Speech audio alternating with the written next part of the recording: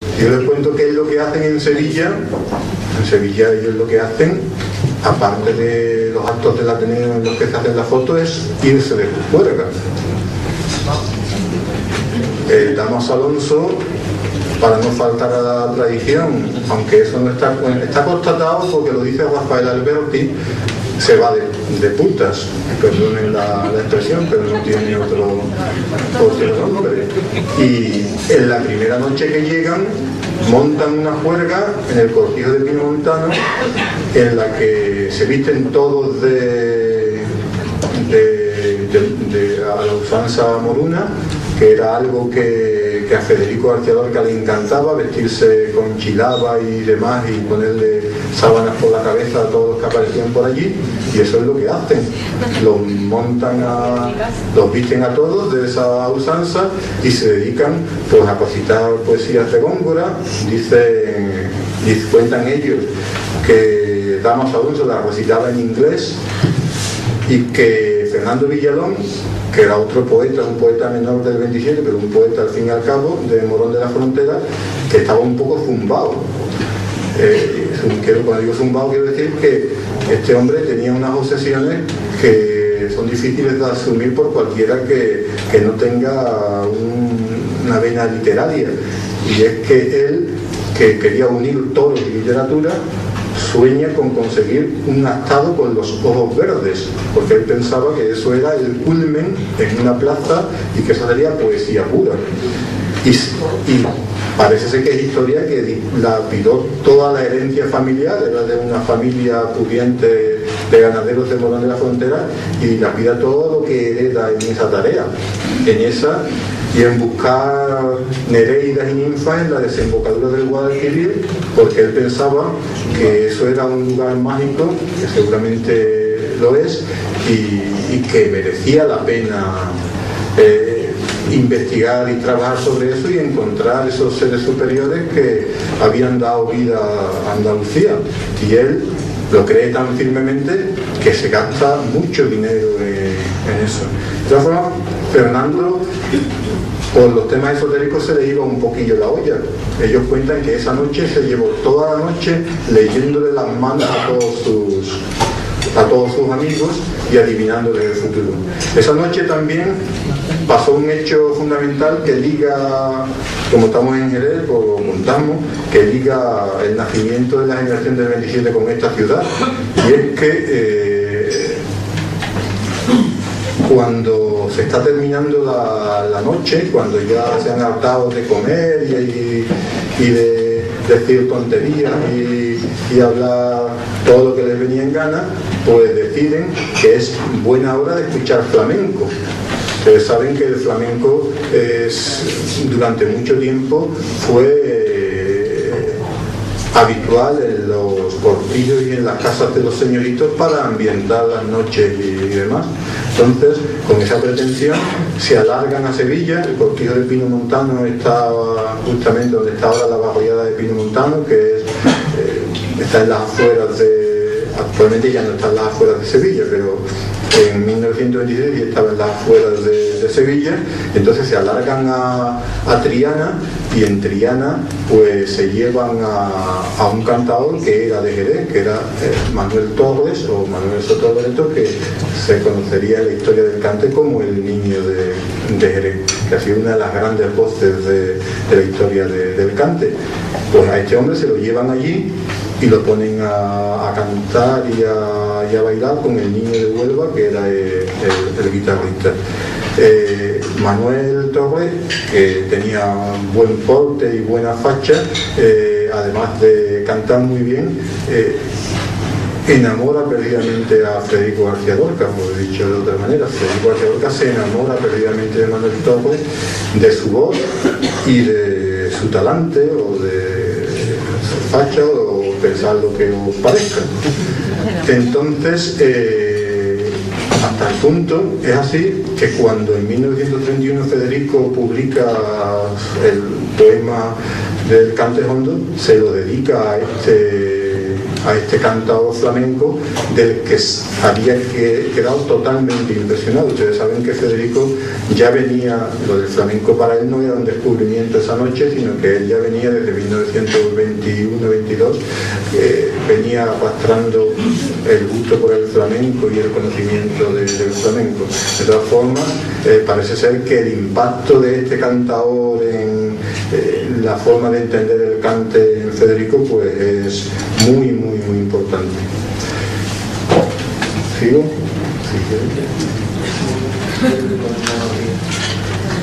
Súper interesante. Yo creo que podríamos abrir un turno de palabras, no sé si te parece, por aquello de la guinda, así que si queréis participar ahora es el momento de comentarios, preguntas.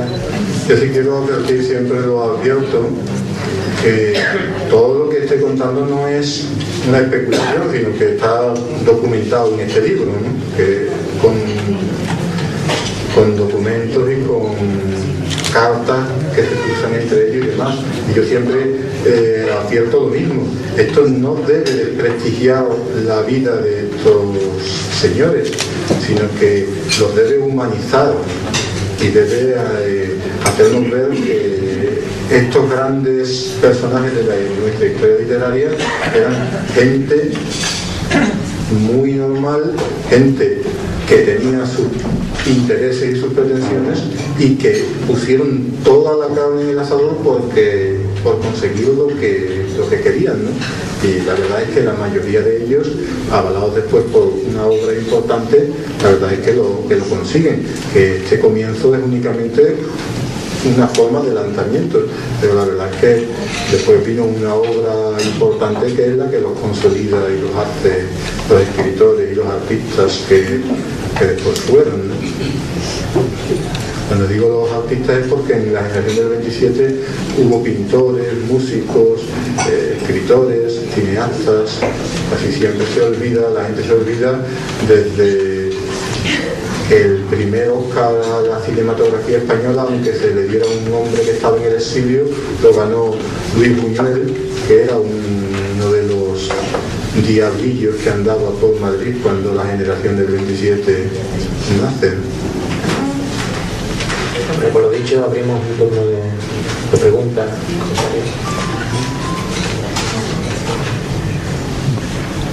Si no pasamos directamente a la segunda pregunta.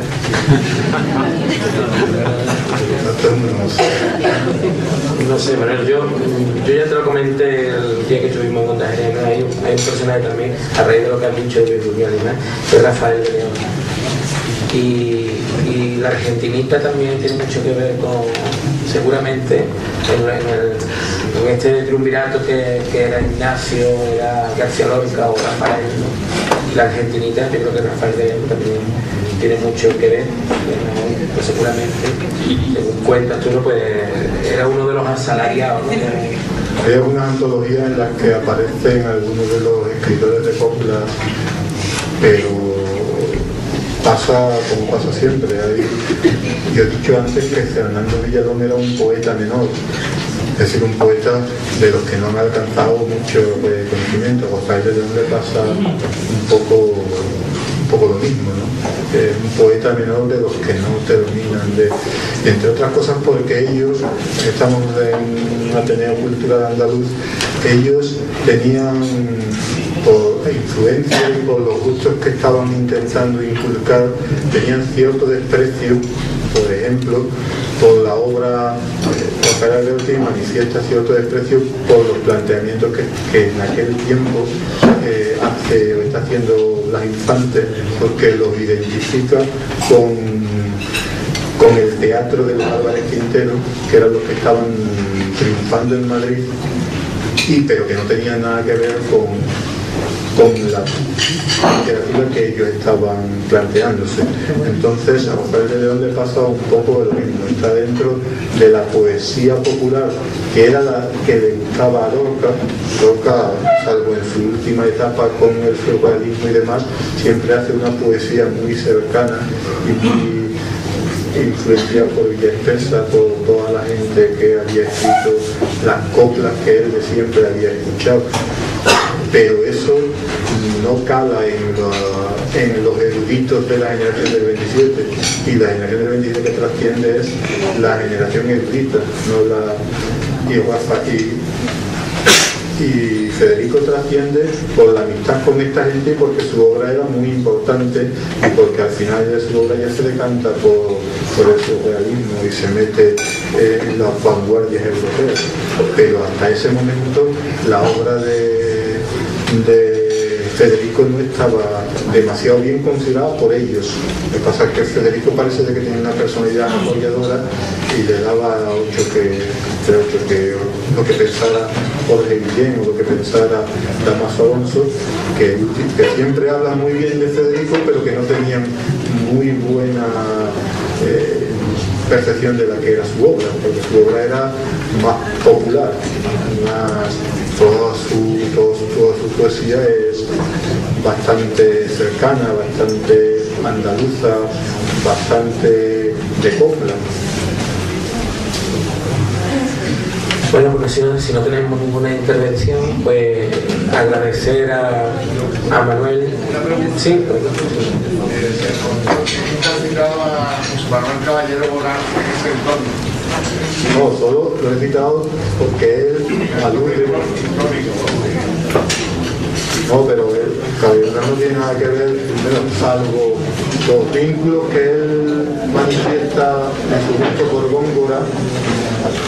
No tiene nada que ver con la generación del 27, salvo, yo cuando lo he citado es porque él cuenta la anécdota que había escuchado de boca de Bergamín de la misa que celebran al amanecer. No está, no tiene nada que ver, es bastante posterior, son los 50. Bueno, pues sí. Sí, yo quería hacerle una pregunta porque como veo que hay un experto en generación del 27, si Alberti no hubiese sido por las circunstancias que le rodean, ¿estaría considerado como un poeta menor?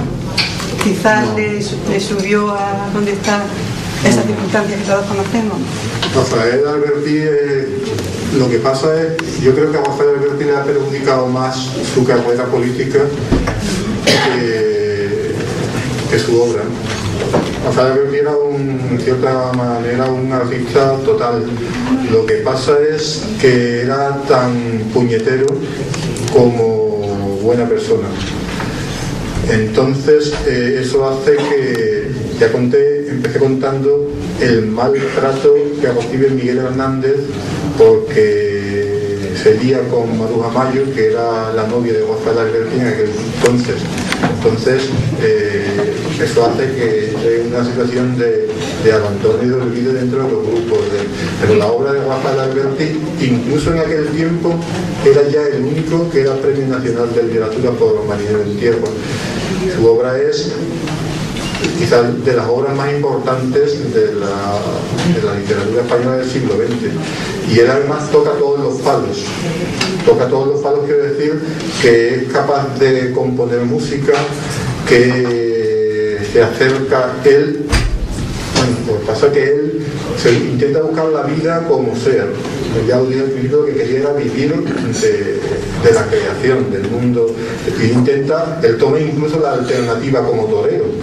Lo que pasa es que en la plaza de Lugo él toma la alternativa como torero. El problema está que cuando está en el burladero y ve venir el toro, pues se da cuenta que aquello no es lo suyo y lo tiene que matar Ignacio Sánchez Mejía, pero el paseillo sí lo hace, pero de ahí no pasa.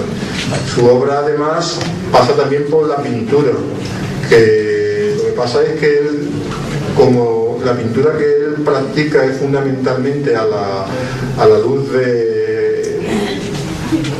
Miró, a la luz de Salvador Dalí, que son gente que ha estado bastante más considerados, y su obra fundamentalmente eran dibujos y obra gráfica, y la obra gráfica nunca ha sido bien considerada, pero en el tiempo en el que vive en Roma fundamentalmente lo que vive es de la pintura. Estoy haciendo alusiones a esto para dejar constancia de que era un artista total, una persona que tenía clarísimo que quería vivir de esto.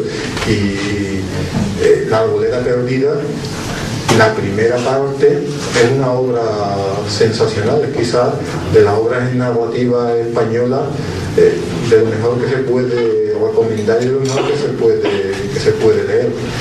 Si es verdad que igual que todos ellos hay un momento en el que hacen literatura política o literatura social, y entonces han trascendido muchos de estos poemas y eso hace que perdiera un poco de fuelle, pero la obra de Rafael Alberti, para mi gusto por lo menos, es de las obras más importantes. Otra cosa es que como persona tenía puntos negros muy importantes, porque era bastante puñetero y bastante singular, tal punto que, por ejemplo, Maruja Mayo, que es la única mujer que se cita en todo el entorno del nacimiento de la generación del 27, aunque la Junta de Andalucía muchas veces ha intentado vincular a mujeres, la verdad es que en el nacimiento de la generación del 27 no hay ninguna mujer. No hay ninguna mujer porque en ese momento las mujeres, no es que no hubiera escritoras, que las había, sino que estaban mal consideradas porque tenían otras labores asignadas en la sociedad de su tiempo, y las que empiezan a aparecer después. Lo que estaba intentando decir es que Maruja Mayo, que es la única que se cita, que es una pintora expresionista gallega y que es la novia de Rafael Alberti en ese momento, a esta mujer, como se lía con Miguel Hernández, en la memoria de Rafael Alberti no aparece para nada. Es decir, que le pone una cruz y al olvido y al ostracismo. Es decir, que él tenía unos puntos muy particulares, pero su obra es muy importante, y quien quiera enterarse cómo funcionaban ellos y cómo viven, La Arboleda Perdida es una obra muy recomendable y además bellamente escrita, que no tiene nada que ver con el Rafael Alberti de su última etapa. Bueno, pues agradecerte, Manuel, que nos hayas traído esta reflexión sobre la generación del 27, la invención de la generación del 27. Os recomendamos el libro, buscarlo, ¿no? Lo tenemos en la librería de Jerez. Y bueno, como he dicho, no deja indiferente. Creo que es un gran trabajo de investigación que le agradecemos, Manuel. Y bueno, decirte que tienes aquí a los amigos de la Ateneo Cultural para lo que quieras y que esté en tu casa. Gracias a vosotros.